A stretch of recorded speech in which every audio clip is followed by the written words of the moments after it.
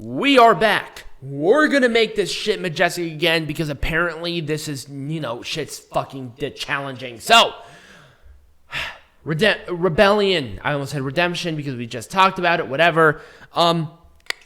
Anyway, pre-show match. That was dog shit. Well, there was no redeeming it. Fuck you. Well, hold on. Let's make a little baby bit of approach. Let's talk a little bit about some of the major rivalries going into it. And none. You meant like the pre-show or the show itself? Just the show itself. Okay, so there were a couple of them. Let's talk about the X Division first. Let's talk about the X Division. I don't like Alexander is the new X Division champion. Yes. I should probably put his. Where do you see this heading? Like, Josh Alexander is now in the X Division picture. What is his role? What's going to happen? I'm so confused because I don't know what's going to happen. So number one, is it going to be another Ace Austin-esque sort of thing? What are your thoughts on it? What are your thoughts on Josh Alexander, the first non-cruiserweight in a long time become the X Division champion? Right. To do this, what kind of direction is this going? So number one, I'm going to say that the build-up to this rivalry was fine, and then it really went weird. It did.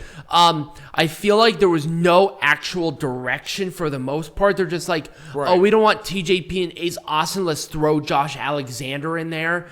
With Josh Alexander and his performance, I can definitely see maybe more so of a grounded base wrestling tactic with the X Division. Okay. And I think the problem is, and I think this was the right call for one reason, because people were putting X Division with cruiserweights. Yes, I think so. With Josh Alexander, this guy right here, winning this, you get out of that because X Division is not supposed to be the cruiserweight champion. Right. This is supposed to be the no limits, no weight limit champion. Right. And now you have such a different dynamical wrestler. Right. Like you think about like WWE, they brought back the cruiserweight champion. So they think, but it's exactly.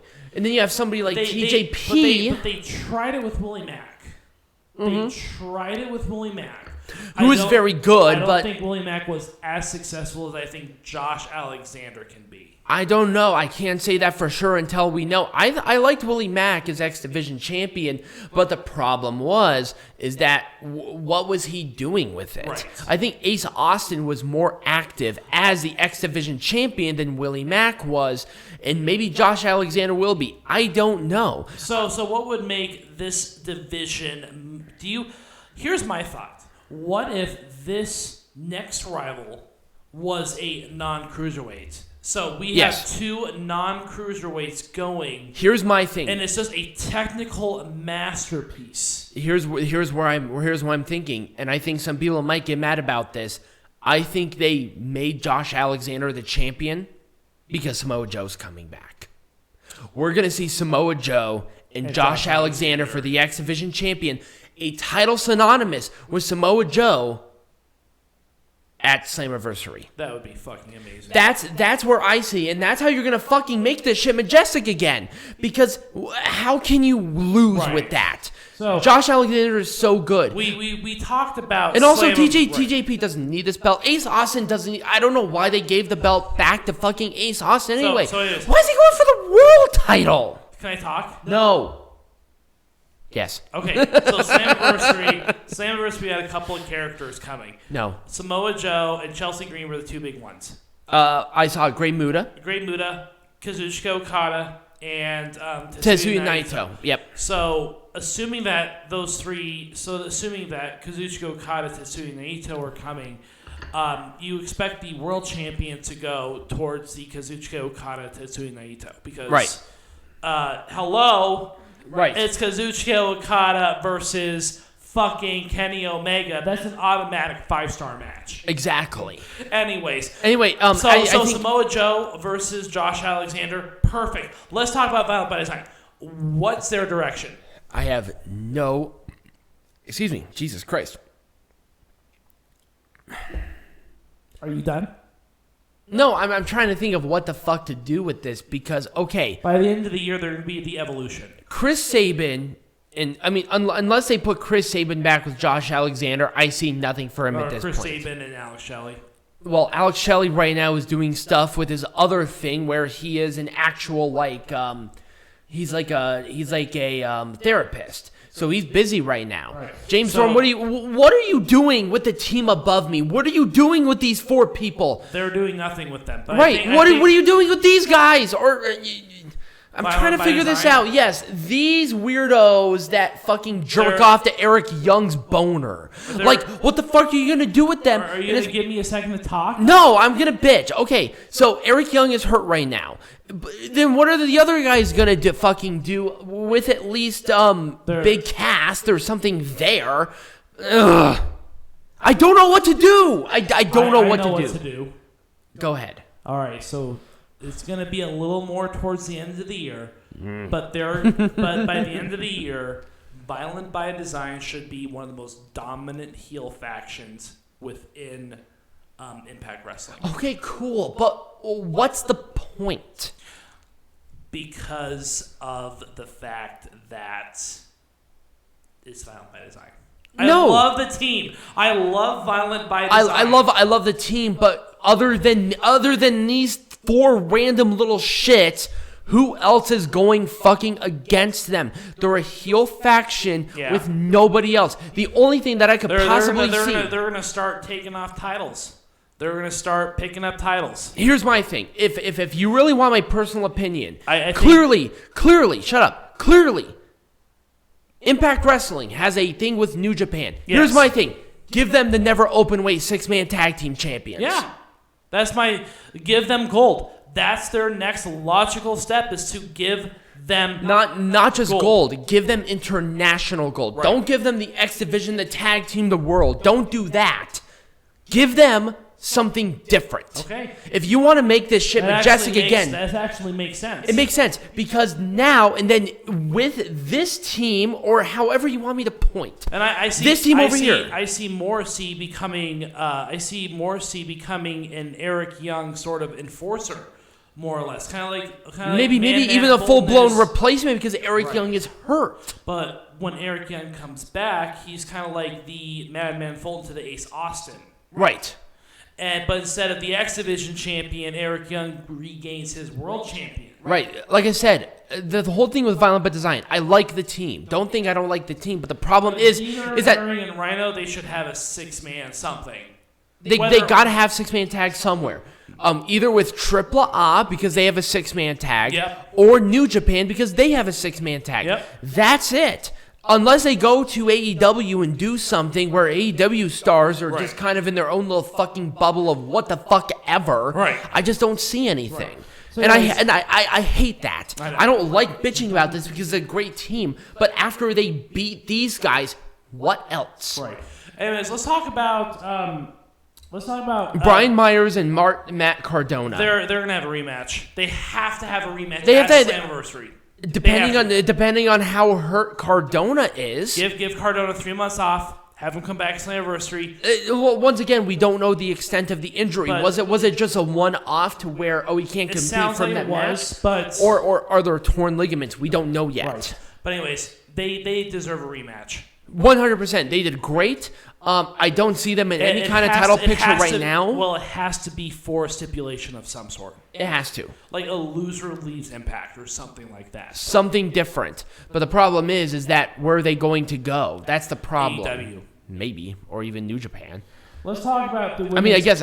what else can you say about this? We're not being mean, but it's like, okay. Right. Let's talk about the Knockouts Tag Team Champions. Where do they go from here? Hopefully back to fucking inactivity where they belong. Right? Go to fucking AEW. AEW has so many women that could go for these titles right now. That's the only logical step after Fire and Flava get a rematch. Right. That's it. That's it. Who else? Because nobody else. There's no other tag team. I just don't understand why they brought these titles back. I did not like the idea. I don't understand it either. The only thing that I could possibly see, the only fucking reason that I could possibly see is if we see other women from other brands like AAA, like AEW, go for these belts. That's it. That's the only logical step that this brand can take. Maybe other than Kimberly and fucking Susan, but Kimberly is dog shit, and Susan, transitions terrible. Yeah. from one gimmick to another. It's like, get rid of Susan, go back to Sue Young, just bite the fucking bullet, fuck you. Right, and I think that at some points in time... And that's it. I don't know what else to say. This match was dog shit. The whole division is dog shit. I don't like the women's tag team champions on fucking WWE, and at least there, that makes sense. They have two. Women's tag team. Yeah, they have two women's tag team champions in the WWE. They have the NXT and the... That's right! I totally forgot. I guess one of them is so fucking unforgettable, I don't realize it. Anyway. I don't even know why they brought that shit back. We'll talk about that when we come to another NXT show. Trey Miguel versus Sami Callahan. This rivalry is over. It's done. It's dead. If they continue this rivalry, I am going to be extremely upset, more so than I am. What's next for Trey? I could see Trey versus Josh Alexander. That's possibly. the only thing. And Sami Callahan is going to go do something else with another whatever. I don't know what you do with Sami Callahan at this point. What is he doing? This is a guy who is a world champion contender, and you having him lose in a match that he should theoretically win. But once again, he had that whole thing with Eddie Edwards. A fucking barbed wired massacre, or whatever the god's fucking name that bullshit was. And what do you see Eddie Edwards doing? He's not in the main event. Shut up. Hang on. I'm going to continue the bitch. This is Make Pro Wrestling Majestic again. Because this company's not making Pro Wrestling Majestic again. They're sitting there jerking themselves off. Oh, let's do this match and let's have fucking Eddie Edwards in with the fucking peanut gallery. Hold on. I have a solution for you. Go. Sami Callahan faces off against Jon Moxley. What else can you do? They love death matches. Exactly. I could see Sami Callahan versus Jon Moxley the thing is, they opened up the forbidden door when this rivalry started. They needed to end this rivalry somewhere. And they don't want Jon Moxley clearly in the world title scene right now. So put him up against Sami Callahan. This is the only logical thing, but at the same time, you should not have to go to another fucking promotion to book good wrestling. You should at least have something for Sami Callahan to do. No, he's done enough in this promotion. Then fucking release him and have him go to AEW full fucking time. Unless you want to put him in the world title scene. I'm sorry. That's the only logical place you can put him at this point. He belongs nowhere else. But he lost. He lost. This was the wrong call for a lot of reasons. Trey Miguel did not have to win this match. He didn't. No. Sami Callahan... Because all Trey Miguel's going to be is a placeholder until Samoa Joe returns. Exactly. What is Trey Miguel going to do? I don't see him fucking facing Kenny fucking Omega at this point. God, no. I can see Sami Callahan versus Kenny Omega. I don't see we haven't considered this, though. What about Trey Miguel going to New Japan? Facing the... Junior heavyweight champion. Maybe. That's the only thing that I could possibly think of. But once again, that the logistics for that is just hard to... Because once again, we have a COVID situation here right now where, Japan is getting their ass fucking whooped. Where we're not doing all that fucking great here, but at least we're doing kind of better. But the problem is that right now it's kind of logistically hard to get those people over there to do a fucking show right now. Because right now... New Japan is kind of on the brink of fucking shutting down again. What are you doing with these two? They're so talented, but the problem is that what are you doing? Right. Let's move on to the next match. Let's talk about the tag team titles. Let's talk about FinJuice. This is where I think they booked this correctly. This rivalry is going to continue, and I hope it does. I hope it does too. Because this rivalry should continue even into the era where New Japan is able to come back. 100%.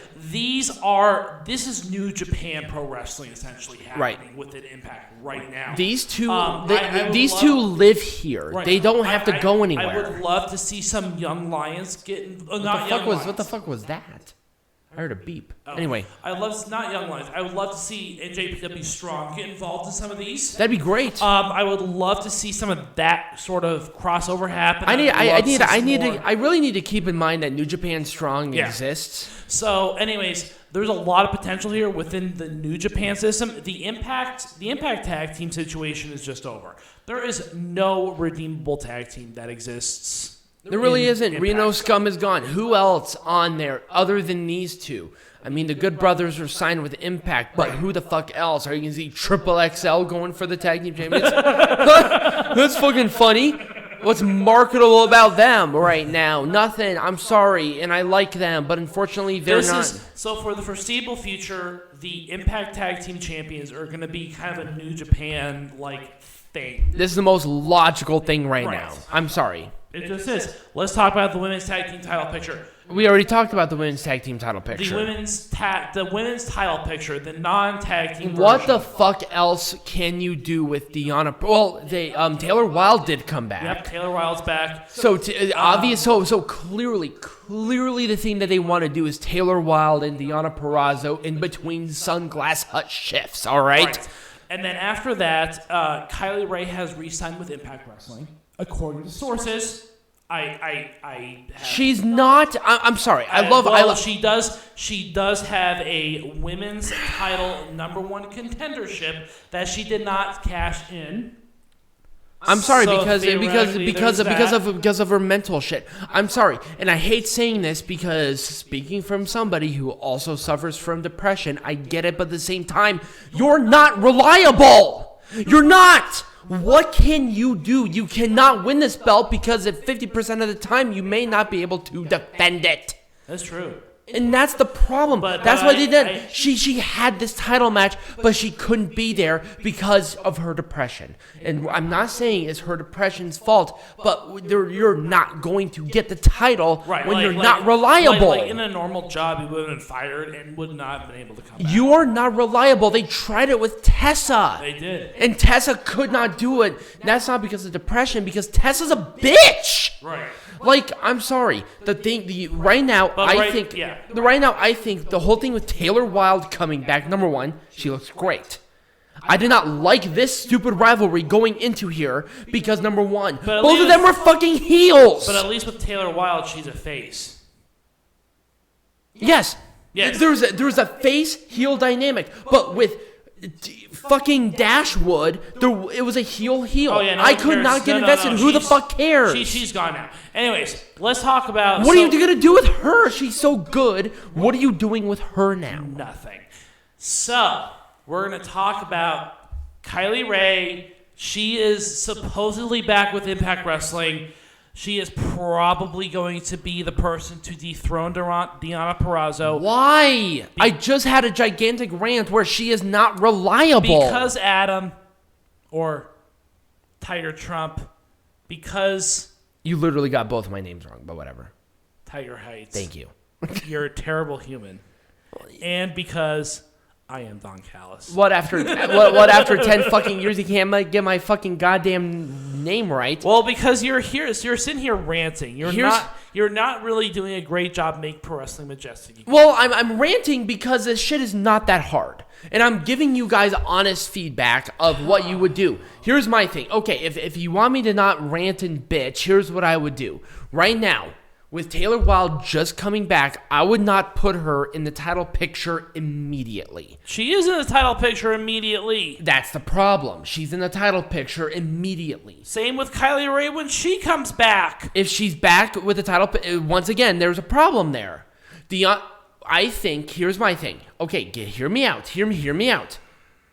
Okay. With Taylor Wilde, there has been too much time in between to where people will actually give a shit about her right now. Okay. We are talking with people who saw her at her peak.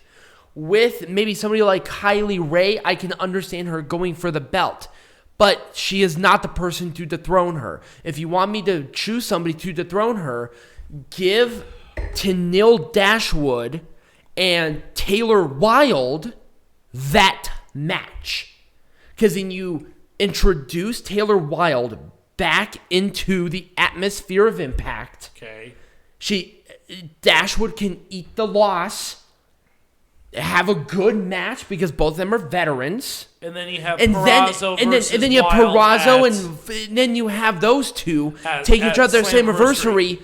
Then she loses. It's long-term booking. That's what you want. You need to make sure they're going to want to put the title on to Kylie Rae though. They want to do that. That's the problem. Have Kylie Rae face Deonna Purrazzo. That's fine. But honestly, if you really want to do this right, I think Purrazzo should keep the belt until Taylor Wilde is the person to eat the loss. Right. So, anyways, that's gonna make it Majestic again because then you kill multiple birds with one stone. Anyways, let's move on to the main event. All right. Let's move on. What is the future of the Impact world? Obviously, we know that now it is on the. It's on Kenny Omega. It is. So next week he's going to be defending the Mega Champion against Laredo Kid. I think right now Kenny Omega's gonna. This is going to be at the pay-per-view, is it? At the Triple A pay-per-view Yes, this is going to be a Rey de Reyes, pardon. So he is going to be defending that championship, I think next Saturday? I think it is. Something like that. Anyway, right now, obviously Omega is... that as part of our show. Omega is champion. Here's my prediction. If they want to do this right... And if Samoa Joe's the person, I know we said Samoa Joe to the X division, but if they really want to give him that additional world... They cannot have Samoa Joe appear on television until July. He's under 90-day non-compete. He can do maybe... Can he do like any kind of pre-taped vignette? Nope. Really? Well, I think it's non-compete, not... No, but they did one... During Impact for their promotion for Slammiversary, they did a vignette. Well, it was a pre-roll. It wasn't a vignette. It was a pre-roll. They can't do vignettes. I don't think that vignettes. Maybe we'll revisit that when we know. Here's the thing: Samoa Joe is not going to be the one to face Omega, right? Right. It's going to be another. As much as I hate it, I really think it's going to be Naito. Really? I think so. Here's my thing. If you really want to do this right, and I think this is the clear match. This is Moose's time. Moose, okay, interesting. You build Moose. Moose is the anti-hero. Yes. Not because he likes the promotion, because he is the promotion, Mr. Impact. Moose is the future of Impact. And Moose should be the one to dethrone Kenny Omega. Maybe not.